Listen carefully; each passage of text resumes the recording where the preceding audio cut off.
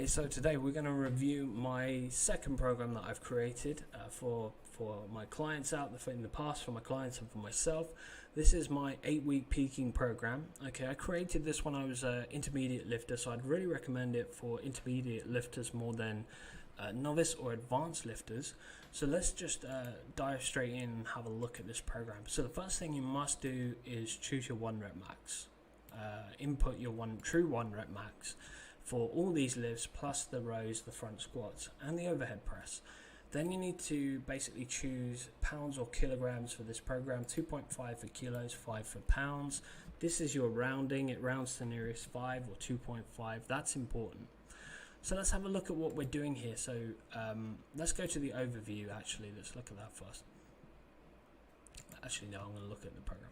So this is the actual program sheet. So this is the program itself. This is what you're working from. This is the drop list. This is basically the list of options of exercises that you choose from. Okay, that will be actually in the program. You can see here these assistance exercises. You can see there's a drop down list of exercises. You can add to them if you want. You can change them, up to you. Okay, so for an overview, let's have a look. So this program is split into 2 phases. You've got your phase 1, which I call the volume phase, and your phase 2, which I call the intensity peaking phase. Both of them last 4 weeks. So it's an 8-week program in total, and then week 9, you just take that week off. You can either deload or just completely stop lifting for that week and rest and recover based on how burnt out you feel. So let's have a look at the exercises first that you choose. So on Tuesday, so I recommend that you do a Tuesday, Wednesday rest, Thursday, and then Friday, Saturday you train. So 4 days a week you're training. On Tuesday you do squat, you bench, you front squat, and then you do leg assistance exercises. Wednesday you deadlift, you overhead, you rack pull. I've got a special exercise that I do here, but let's just take the shrugs out and just say rack pulls and the core exercise, assistant core exercise. Then you got your squat, your bench, your incline press, and your push exercise, assistance push exercise. Snatch, grip, or pause deadlifts on Saturday, pendlay rows, stiff leg deadlifts, or the Romanian deadlifts, and then you got your pull exercise, your pull assistance exercise. So that's the exercises that you're going to be doing. So phase 1, let's have a look at phase 1. So phase 1, you've got 2 rep schemes going here. You've got day 1, which is the high volume day, which is 6 sets of 6. Okay, in week 1 you start at 65%, week 4 you finish at 72% of your 1 rep max, and then day 2 you're doing your heavier day with less volume, where you do 3 sets of 3. You start 80% week 1 and you finish 87% week 2. So you're just sort of getting close to that maximal effort training, but you're not quite there yet. And then you do something completely different for the deadlift, because that just applies for the bench and the squat. Now you only train your deadlift just once a week, whereas if you look at the program, you actually squat and you bench twice a week, but you deadlift just once a week. So your main deadlift, your competition deadlift, you do just once a week, but there are some variations built within the program of the deadlift. So week 1 you do 3 sets of 3, week 2 you do 5 sets of 5, 3 sets of 3, week 4 5 sets of 5. So you basically alternate between the two rep schemes, and you start week 1 with more sort of heavier weight, 80% for 3 sets of 3, and then you reduce the intensity to 70% for 5 sets of 5, then 85 week 3 for 3 sets of 3, and then 5 sets of 5, 75. So you can see the pattern there that's taking place and the logic behind that.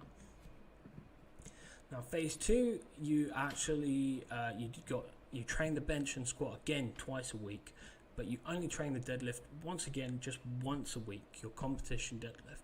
Day 1 you do 5 sets of, you start week 1 5 sets of 5, 4 sets of 5 week 2, 3 sets of 5 week 3. So you reduce the number of sets by 1 each week. That's as the intensity is increasing. You can see we start 75% week 1, 77% week 2, and 80% week 3. Now day 2 is the max effort day. This is where you go heavy, low volume. You start week 1 with 2 sets of 2, so base volume of just 4 reps at 90%. 2 sets of 2 week 2, 92%, and week 3 you do 3 sets of 1 at 95%. Okay, now my advice would be 100% to wear all your lifting gear for this, and make sure that your technique is spot on when you're using this weight. So that's it. And then week 4 is the week when you chase your new PR, which could be anywhere from you start with 100% of your current PR, and then you possibly the best thing to do, the way to chase it is down here, where you do 102, 107, 110 for the squat and the deadlift, and then the bench press you do 102, 105, 107, but whatever works best for you. You should be at a position now where you know your PR chasing routine, or if you're doing this program for a meet, then obviously my advice would be to take week 8 off as a resting week, no lifting, and week 9 be your meet week, where you go and do the meet. So you should know what your opener is and what you're looking to do at the meet. So you should have that planned before you start this program, so you have an idea of what you're working towards. Alright, so there we go. That's the program here. Again, it's pretty simple. This way, week 1, week 2, week 3, week 4, and then we go down based on the days. So Tuesday, Wednesday, Friday and Saturday. Now again, if you can't follow this schedule, you could play around with it, but make sure you've got the same rest day intervals that you do with this routine. So that's my advice, but try to keep to this schedule. So for the assistance exercises, you actually have to choose these yourself. I've got a drop down list of exercises that you can choose. Okay, it's up to you which one you want to do, up to you entirely. And then you've got push exercises, so you've got stuff for your tricep and your chest. And then you've got the core exercises. You've got some great core exercises here. I love the ab rollers. I do those pretty much all the time. And then you've got pull exercises, which is great for the back and the bicep. Now I haven't actually included any shoulder exercises in these drop down lists, because we are actually doing the overhead press this day already for quite some high volume every so you can see here 6 sets of 6. So I didn't include any, but if you want, you can change one of these push exercises and change it to the shoulder exercise, maybe some side lateral raises or front raises or rear delt flies. So let's go to the next thing we need to talk about is right down here. Okay, you have a deadlift variation. As I said before, you've got 2 options here. You can choose a snatch grip deadlift, or you can choose the 2-second pause deadlift. Now you pause roughly about mid shin. If you are not happy with these, you could change that potentially to a deficit deadlift. That's the other option that you can do, but I didn't include in here because I didn't want to overcomplicate it.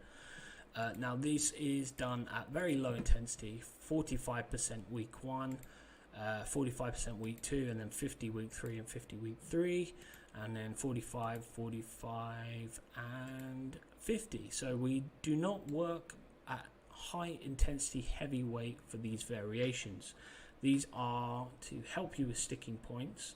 You should know by now which exercise works best for what sticking point and which weak area in your deadlift. So I won't go into detail about that right in this program, but if you feel like you want another video about that, I actually have a video talking about deadlift sticking points that I'll include in the description below, and I'll also include on my website. So be sure to check that out, because that could help you if you don't know which one's right for you. And then you can see here we got the, I don't know why I put supernote, that's from another day.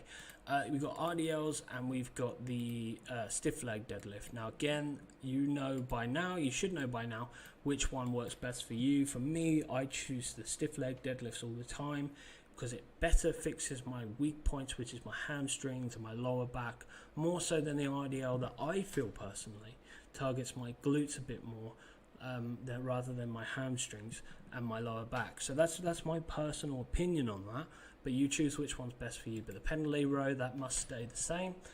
The incline barbell press, that's another exercise that must remain the same. Now you can see here we got the rack pull. Now I've actually said shrugs in there. I don't know why I put that in there, because initially I think I wrote shrugs.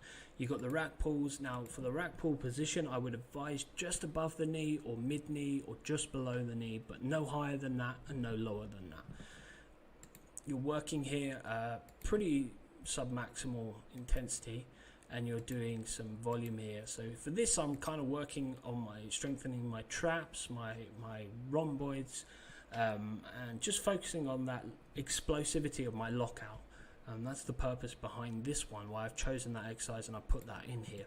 Sorry about this, I'll just delete this now to avoid any confusion. So that's it, that's the program. There's not much else to talk about really. I've included the RP scale here. If you are one of those people who likes to work on RP rather than percentages, that's there just as an FYI. And again, if you want to change any of these exercises, just go to this sheet and change it. You can just put something else in here, like pullovers, for example. Just type it in there and it will automatically change it in the drop down list. So that's up to you. So yeah, this is the program. I hope it helps you. I hope you enjoy it. If you have any questions, please do comment below in the YouTube or message me on Instagram, or you can contact me through my website, on the blog post, or by email. So just bear that in mind when you're running the program. Good luck, stay strong, and keep lifting.